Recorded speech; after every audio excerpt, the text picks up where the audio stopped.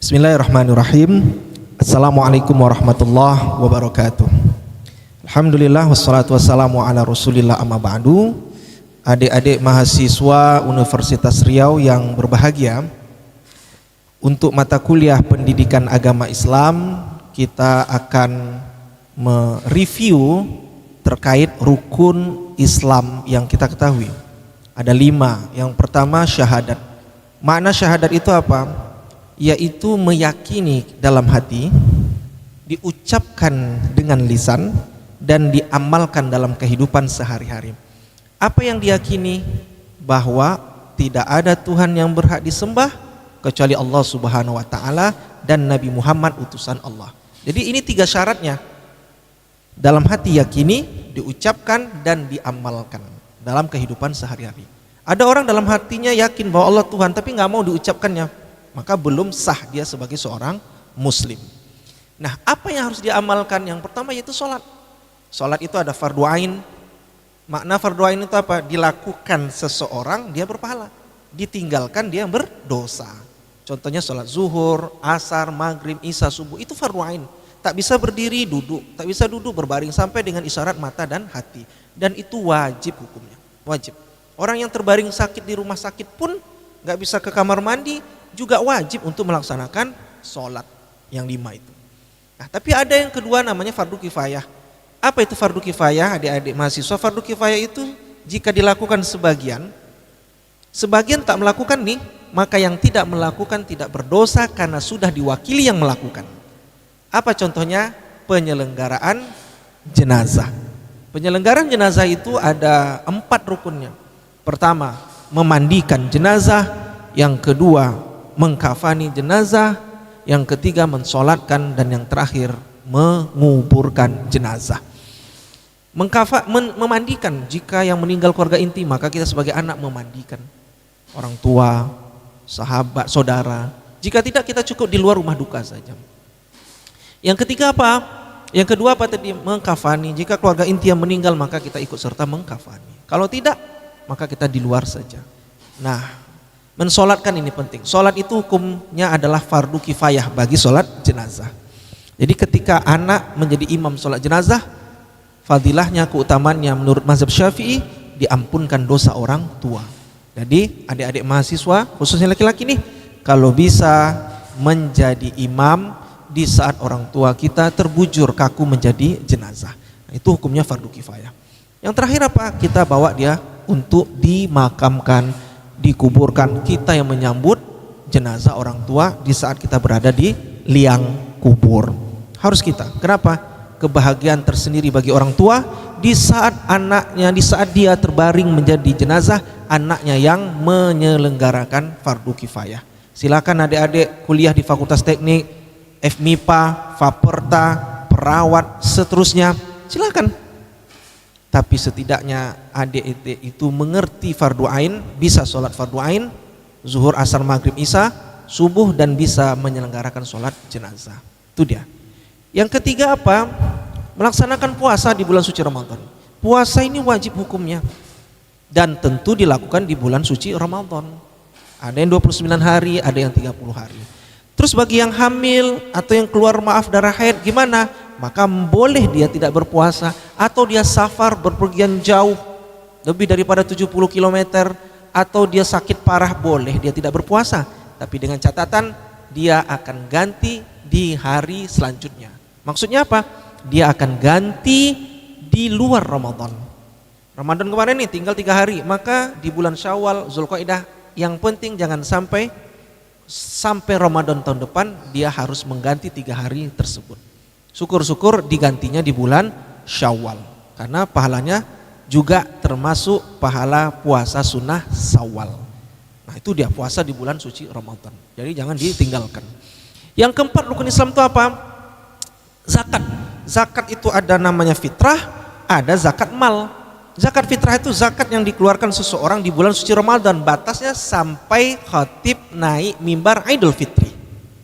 Mulainya kapan? Ketika 1 Ramadan sampai khatib naik mimbar di bulan Syawal atau Idul Fitri. Yang kedua ada zakat namanya mal. Zakat mal itu zakat harta. Jadi kalau kita punya harta minimal 85 gram emas dalam 1 tahun, katakanlah 1 gram itu sekarang 1 juta, berarti ada tabungan kita di bank deposit 85 juta rupiah 1 bulan, 1 tahun, maka wajib dikeluarkan zakat malnya dari 85 juta 2,5%. Ya berarti kira-kira 1 jutaan. Artinya ada duit yang mengendap selama 1 tahun 85 juta rupiah, maka dikeluarkan 2,5%, bukan 25%. Itu dia. Dan itu wajib hukumnya, berzakat. Kenapa kita berzakat? Karena tidak semua harta yang kita miliki milik kita. Pasti ada milik orang lain. Nah, yang kelima, melaksanakan ibadah haji. Haji itu al-hajju arafah. Haji itu adik-adik dilakukan di tanah suci, di padang Arafah. Jadi nggak ada orang haji di Indramayu, mana boleh. Nggak ada haji di Bengkalis, di Riau, nggak boleh. Haji itu mesti berangkat gitu. Sanggup apa? Sanggup fisiknya, kemudian finansialnya. Sekarang ngantri bertahun-tahun, tahun ini daftar, bertahun-tahun dia berangkat. Nah, itu dia rukun Islam yang mesti kita jaga. Kalau rukun Islam ini dijaga, maka kokohlah bangunan kita, begitu. Nah, Bapak Ibu yang berbahagia, sekarang kita berada di tahun politik. Sebentar lagi kita akan memilih gubernur, wakil gubernur Provinsi Riau. Ini ada 3 calon yang akan bersaing di pemilihan gubernur. Pesan saya adalah jangan sampai kita menjelekkan pasangan satu dengan yang lainnya. Jangan sampai pula ada ulama yang ikut berkompetensi, ada ulama yang ikut berkompetisi, lalu kita jelekkan ulama tersebut. Nah, karena ada pemilihan gubernur 3 pasang calon, ada Dr. Samsuar, ada pemilihan gubernur. Sebentar lagi kita akan melaksanakan pesta demokrasi, yaitu pemilihan. Bapak Ibu yang berbahagia, hari ini ingin saya sampaikan bahwa sebentar lagi kita akan mengadakan pesta demokrasi. Ingat, kita tidak sekali 2 kali melaksanakan pemilu, tapi kita sudah melaksanakan pemilu berkali-kali. Artinya sudah dewasa kita berpemilu. Jangan sampai pemilu yang sesaat ternyata di bawah merobek kekeluargaan kita, merobek ukhuwah Islamiyah kita. Untuk pemilihan gubernur Provinsi Riau ada 3 pasang calon, Pak Samsuar, Buya Mawardi, Pak Wahid, Pak SF, Pak Nasir, Pak Wardan. Itu semua putra-putra terbaik Provinsi Riau. Jangan menghina satu dengan yang lainnya. Ketika ada Buya Mawardi ulama kita, maka jangan hina Buya Mawardi ketika dia ingin mencalon wakil gubernur. Begitu juga sebaliknya, ketika Ustaz Abdul Somad mencalonkan Pak Wahid, maka jangan hina Ustaz Abdul Somad. Kenapa? Hilang keberkahan itu sendiri. Bagi yang suka memilih Pak Samsuar, persilahkan, karena beliau ketika menjadi gubernur banyak yang beliau lakukan di bidang agama saja. Yang saya ketahui, Pak Samsuar mendirikan di zaman beliau, membentuk Bank Riau Kepri Syariah. Banyak jejak digitalnya. Ya, beliau bertungkus lumus bolak-balik ke Jakarta, ingin mempersiapkan bank daerah yang bernama BRK menjadi syariah.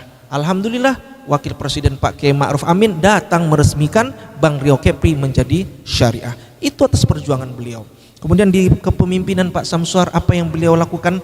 Beliau mendirikan wakaf, Badan Wakaf Provinsi Riau. Alhamdulillah banyak orang berwakaf dan berdiri juga lembaga-lembaga yang lainnya. Di zaman beliau para hafiz Quran diberikan bonus ratusan juta. Dulu hanya puluhan juta, tapi sekarang ratusan juta. Artinya begitulah kepedulian beliau terhadap agama Allah Subhanahu wa taala.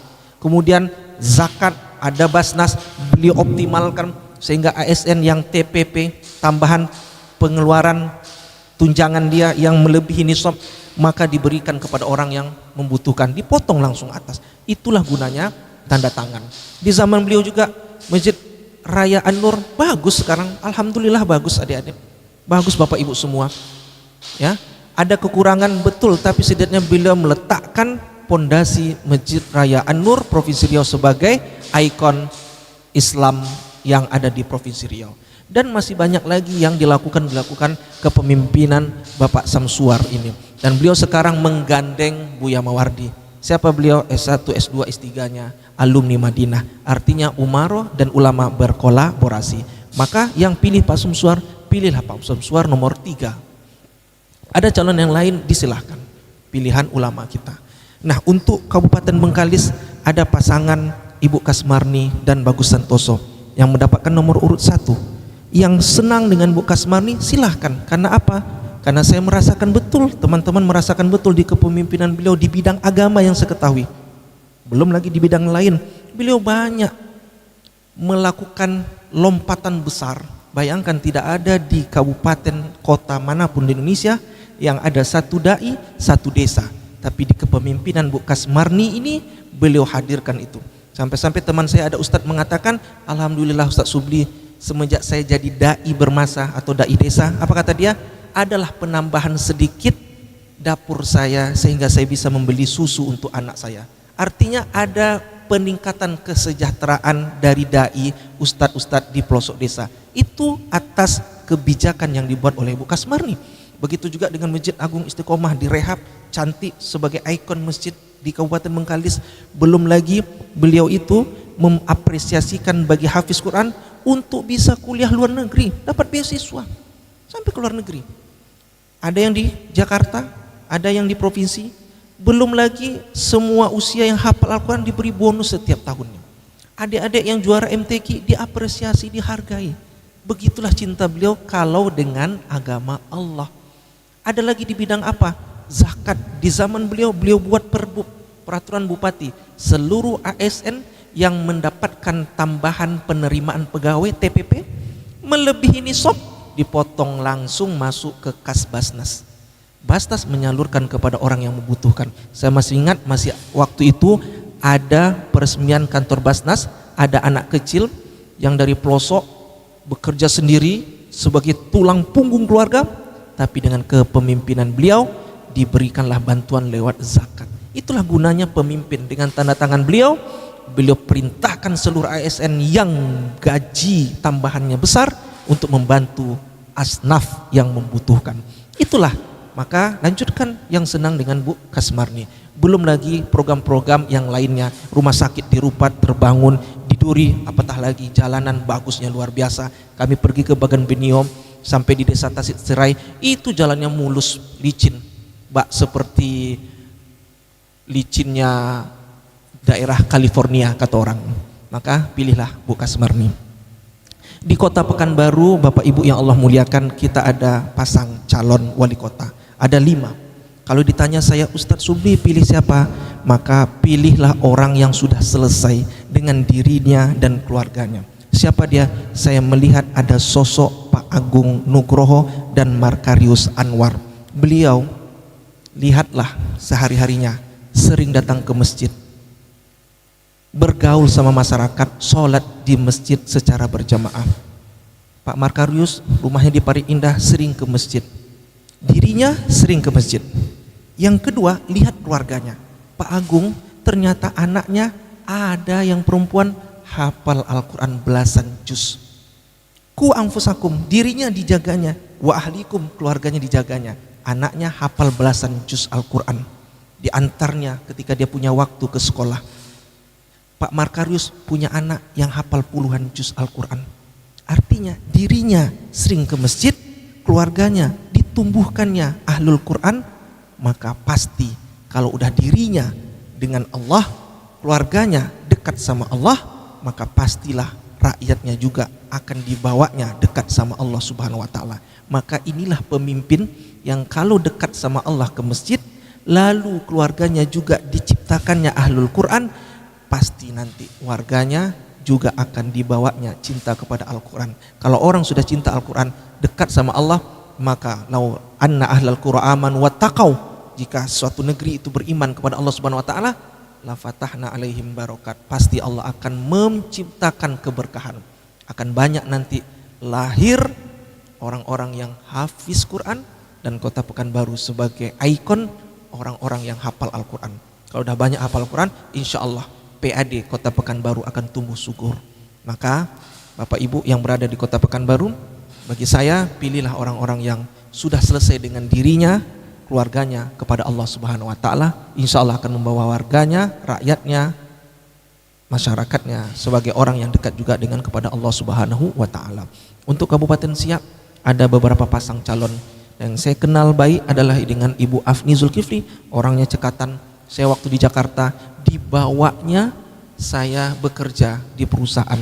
Dia membantu kami mahasiswa-mahasiswa yang kuliah di Jakarta. Akhirnya apa yang terjadi? Beliau sekarang mencalon Bupati Siak dan kita pilih beliau karena satu-satunya pemimpin dari kalangan perempuan. Apakah boleh? Boleh, karena pemimpin skala kabupaten hanya pemimpin administrasi saja, bukan secara secara umum. Maka pilihlah Bu Afni Zulkifli. Terima kasih. Assalamualaikum warahmatullahi wabarakatuh.